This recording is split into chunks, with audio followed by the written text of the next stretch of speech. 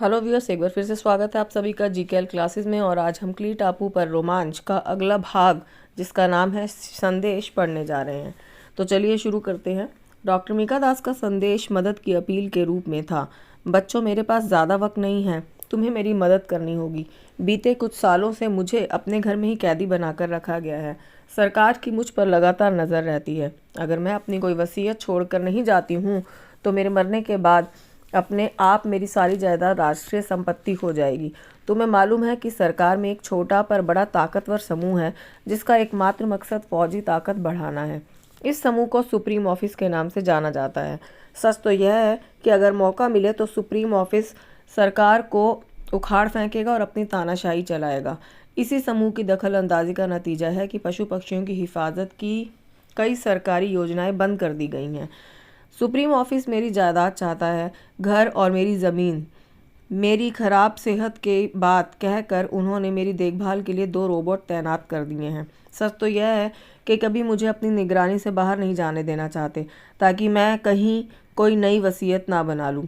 मेरी ज़मीन जायदाद सुप्रीम ऑफिस के लिए बहुत अहम है, क्योंकि वे यहाँ फ़ौज का अड्डा बनाना चाहते हैं। इस अड्डे पर वे रक्षा संबंधी शोध करना चाहते हैं। उन्हें यहाँ रहने वाले पक्षियों की प्रजातियों से कोई मतलब नहीं है। सच तो यह है कि मुझे यकीन है कि मेरी संपत्ति जैसे ही उनके हाथ लगेगी, वे इन पक्षियों को मार डालेंगे।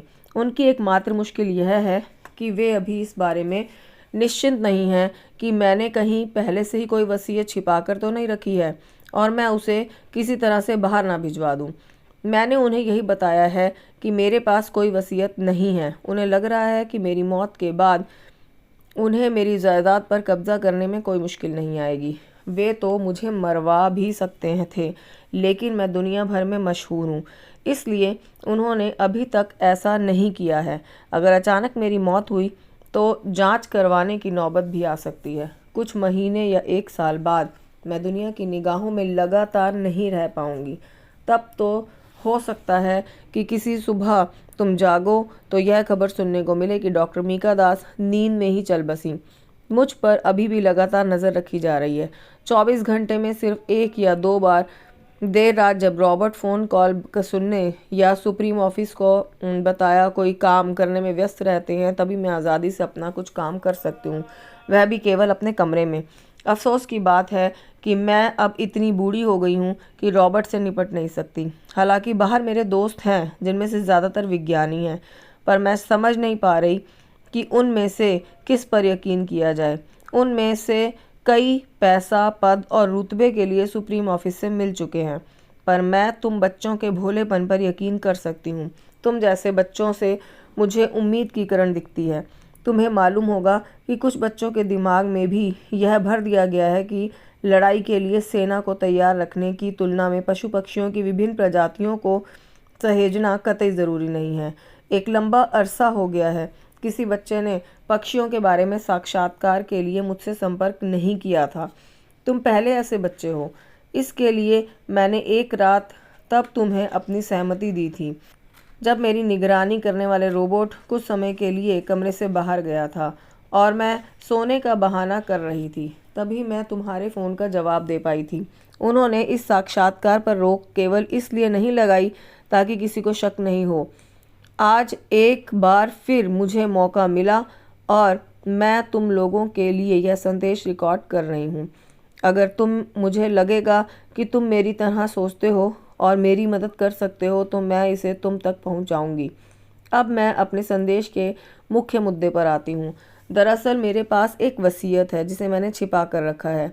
अगर यह सरकार के हाथ लग गई तो वह इसे नष्ट कर देगी। मुझे किसी तरह वसीयत इस टापू से बाहर निकालनी है और टकोडा शहर में मेरे वकीलों स्टोन और ट्रेज तक पहुंचानी है।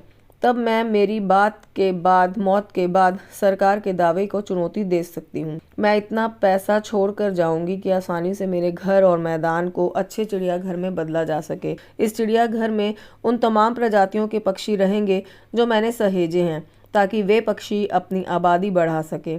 एक दिन ऐसा भी आएगा जब पक्षियों की संख्या इतनी हो जाएगी कि कुछ छोटे क्षेत्रीय चिड़ियाघरों को भी वहां से पक्षी दिए जा सकेंगे। बच्चों, तुम्हें यह वसीयत हर हाल में निकालनी है। यह छिपी है और वहां आवाज सुनने समझने लायक नहीं थी। उस खूबसूरत पक्षी के पिंजड़े में ओह, मुझे उसका नाम क्यों नहीं याद आ रहा। मुझे याद करना होगा, मुझे याद करना होगा।